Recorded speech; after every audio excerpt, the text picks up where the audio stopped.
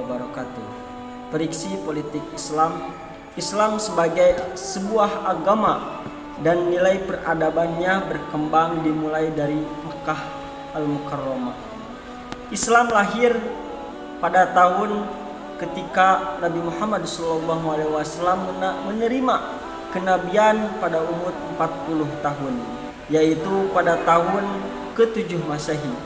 Pemikiran politik Islam klasik terdiri dari masa Nabi atau Khalifaur Rasyidin pada tahun 622 sampai 632 Masehi, yang dilanjutkan dengan pemikiran politik Islam abad pertengahan. Pada pemikiran klasik ini dilakukan pada pemikiran politik Islam pada masa Nabi ada beberapa peristiwa-peristiwa, yaitu peristiwa yang pertama, peristiwa diantaranya Piagam Madinah, konsep ummah pada masa Nabi, dan Khulafaur Rasyidin diantaranya. Misalnya dalam peristiwa yang disebut dengan Piagam Madinah, hal ini merupakan landasan bagi masyarakat yang terdiri dari kaum muhajirin, kaum ansor, serta orang-orang wahidah atau komunitas-komunitas yang unggul. Prinsip-prinsip yang disimpulkan dalam Piagam Madinah berdasarkan hukum Islam dan Nabi sebagai kepala pemerintahannya. Adapun prinsip lainnya yang terkandung dalam Piagam Madinah yaitu persamaan hak dan kewajiban, musyawarah, keadilan, persaudaraan, bahkan kebebasan hidup bertetangga, toleransi agama yang diantaranya yaitu ketakwaan. Nabi Muhammad SAW berhasil memimpin Islam dalam mengembangkan tugas dan misi dari Allah Subhanahu wa taala, sehingga kejayaan politik dan kesuksesan berbentuk spektakuler. Ekspektasi militer Islam menjadi salah satu karakteristik agama Islam pada awal-awal penampilannya. Sampai pada periksi Islam dengan munculnya berbagai macam pandangan-pandangan dari dalam maupun dari luar Islam. Pasca Khalifaur Rasyidin, konflik politik Islam berkembang menjadi perpecahan yang serius karena masing-masing kelompok yang berbeda pandangan politik tersebut untuk membangun diferensiasi teologis dalam kelompoknya masing-masing. Para pendukung pertemuan Syakifah yang menunjuk bahwa Abu Bakar menjadi salah satu pencetus atau salah satu pengganti untuk menjadi khalifah, menyusun landasan teologis yang di era berikutnya dikenal dengan Sunni atau bisa juga disebut dengan Ahlus Sunnah wal Jamaah. Sementara para pendukung Ali membangun konsepsi teologis yang kemudian muncul aliran-aliran baru yang berkontribusi terhadap semakin meruncingnya perpecahan di internal umat Islam saat itu. Para pendukung Ali kecewa terhadap kepemimpinan Ali dalam menghadapi tindakan atau yang disebut dengan nakar. Muawiyah kemudian mendeklarasikan gerakan Khawarij sebagai wadah baru dalam perjuangannya. Tak lama bahwa kaum Khawarij itu berselang lahir aliran Mu'tazilah. Setelah Khulafaur Rasyidin, kelompok Ali mendirikan atau mencetuskan bahwa timbulnya kelompok-kelompok Khawarij. Setelah tak lama kemudian baru muncullah kelompok-kelompok Mu'tazilah.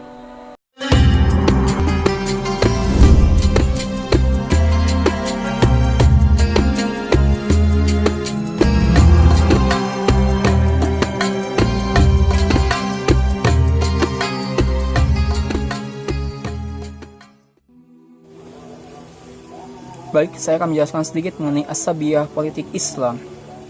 Terdapat dua hal yang berkaitan sangat erat dengan sisi historis kelahiran Syiah sebagai kekuatan politik dalam Islam. Yang pertama adalah peristiwa suksesi pasca Nabi wafat, dan yang kedua adalah peristiwa tahkim.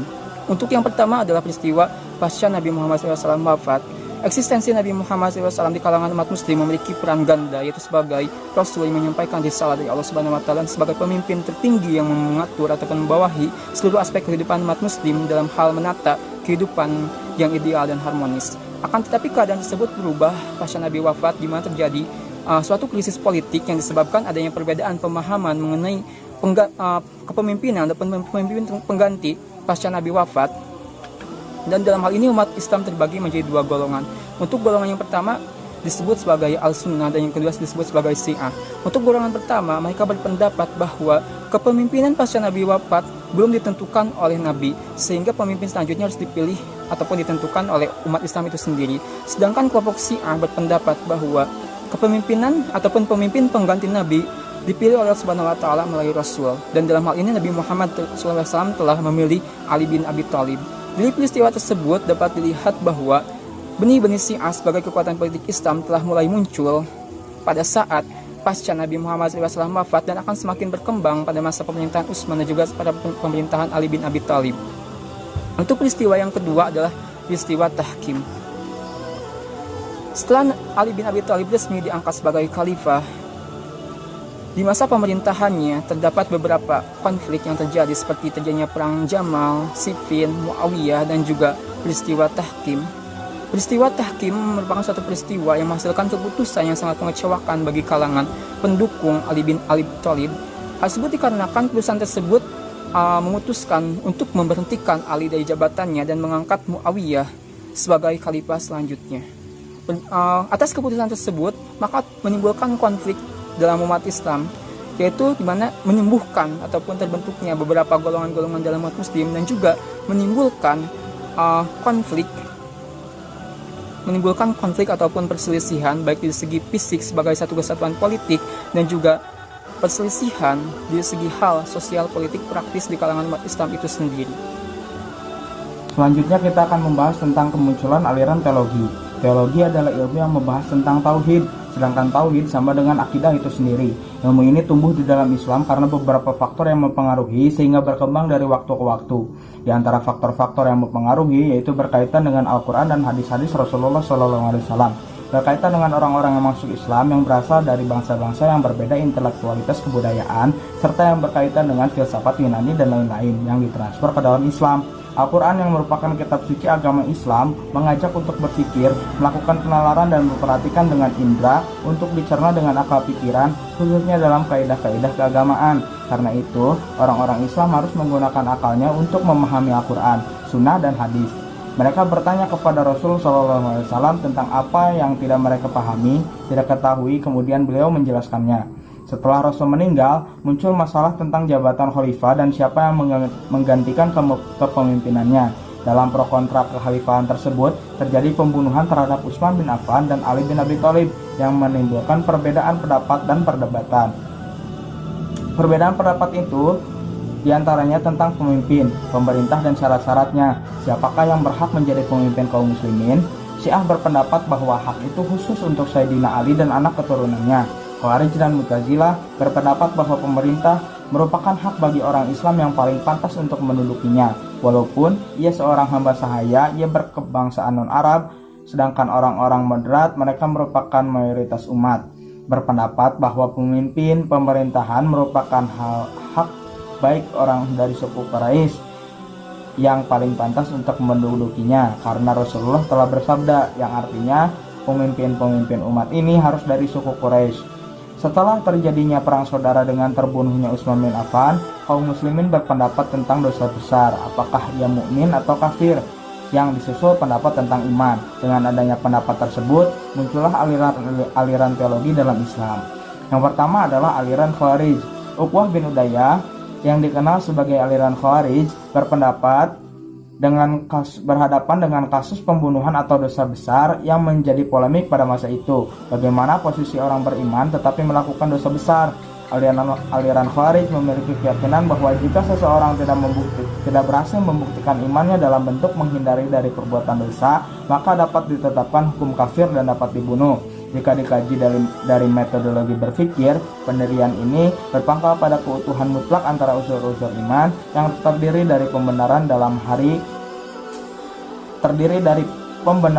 hati dengan realisasinya dalam perbuatan konkret. Keutuhan mutlak yang dituntut oleh Khawarij antara iman dalam hati dengan perilaku praktis sudah barang pasti membawa pada konsekuensi bahwa pembunuh adalah orang yang tidak memiliki iman dalam hati atau dengan kata lain kafir. Di sini jelas terdapat potensi keberagaman yang positif meskipun cenderung tanpa kompromi. Yang kedua adalah aliran Murji'ah. Al-Hasan bin Ali bin Abi Thalib, Abu Hanifah dan Abu Yusuf dan beberapa ahli hadis kemudian dikenal dengan sebutan Murji'ah. Jadi bagi kelompok ini orang Islam yang berdosa besar masih tetap beriman. Dalam hal ini Imam Abu Hanifah memberi definisi iman sebagai berikut, yakni iman adalah pengakuan dan pengetahuan tentang Tuhan, Rasul-Rasulnya dan tentang semua apa yang datang dari Tuhan dalam keseluruhan dan tidak dalam rincian. Iman tidak mempunyai sifat bertambah atau berkurang dan tidak ada perbedaan antara manusia dalam hal iman. Kekuatan konkret, keutuhan mutlak yang dituntut oleh Khawarij antara iman dalam hati dengan perilaku praktis sudah barang pasti membawa pada konsekuensi bahwa pembunuh adalah orang yang tidak memiliki iman dalam hati atau dengan kata lain kafir. Di sini jelas terdapat potensi keberagaman yang positif meskipun cenderung tanpa kompromi. Yang kedua adalah aliran Murji'ah. Al-Hasan bin Ali bin Abi Thalib, Abu Hanifah dan Abu Yusuf dan beberapa ahli hadis kemudian dikenal dengan sebutan Murji'ah. Jadi bagi kelompok ini orang Islam yang berdosa besar masih tetap beriman. Dalam hal ini Imam Abu Hanifah memberi definisi iman sebagai berikut, yakni iman adalah pengakuan dan pengetahuan tentang Tuhan, Rasul-Rasulnya dan tentang semua apa yang datang dari Tuhan dalam keseluruhan dan tidak dalam rincian. Iman tidak mempunyai sifat bertambah atau berkurang dan tidak ada perbedaan antara manusia dalam hal iman. Yang ketiga adalah Al-Mu'tazilah. Pada aliran Al-Mu'tazilah, tokohnya adalah Imam Abu Al-Hasan Al-Ash'ari dan Imam Abu Al-Mansur Al-Maturidi. Pada aliran Al-Mu'tazilah, ini pada dasarnya adalah esensial berpikir yang dibagi ke dalam 3 komponen. Yang pertama yaitu pengakuan akan masing-masing realitas ini memiliki cara berpikirnya sendiri. Yang kedua yaitu pengakuan bahwa realitas dan kebenaran lain ini tergantung pada otoritas berpikir. Yang ketiga yaitu pengakuan bahwa realitas adalah kesatuan dasar Tuhan yang diterima dalam Islam. Yang keempat adalah aliran Qadariyah. Aliran Qadariyah ini berasal dari kata qadar yang artinya mampu atau berkuasa. Kelompok Qadariyah atau aliran Qadariyah ini berasumsi atau berpendapat bahwasannya setiap individu atau setiap manusia ini memiliki hak atau memiliki kebebasan untuk menentukan jalannya sendiri, yang mana setiap tindakan atau setiap perlakuan yang dijalankan oleh manusia itu atas dasar kekuatannya, bukan atas dasar dari Tuhan. Kemudian ada aliran Jabariyah. Aliran Jabariyah ini bertentangan balik dengan aliran Qadariyah, yang mana di dalam pendapat aliran Qadariyah menganggap bahwasanya manusia atau setiap individu ini memiliki hak untuk berbuat atau bertindak. Namun di dalam aliran Jabariyah, setiap manusia ini tidak memiliki kekuatan untuk melakukan suatu apapun. Bahwasannya setiap tingkah laku yang dilakukan itu atas dasar kehendak dari Tuhan atau suatu yang merupakan paksaan dari. Yang keenam adalah aliran Asy'ariyah. Aliran Asy'ariyah ini adalah aliran teologi yang tradisional yang dibangun oleh Abu Hasan Al-Asy'ari, namun juga sering disebut sebagai aliran yang moderat. Rumusan dalam aliran Asy'ariyah ini selain menggunakan argumen yang bersifat kontekstual seperti mengacu kepada Al-Quran dan hadis serta sunnah, tetapi juga mengacu kepada rumusan yang bersifat argumen rasional. Dan yang terakhir adalah aliran Maturidiyah. Aliran Maturidiyah ini adalah aliran teologi yang bercorak rasional tradisional. Aliran ini dibangun oleh Abu al-Mansur al-Maturidi. Nah, perkembangan antara al-Asy'ariyah dan al-Maturidiyah ini kemudian dikenal dengan nama Ahli Sunnah wal Jamaah. Dalam perkembangannya, al-Asy'ariyah ini lebih cenderung kepada Imam Syafi'i dan al-Maturidi ini lebih cenderung kepada Imam Hanafi.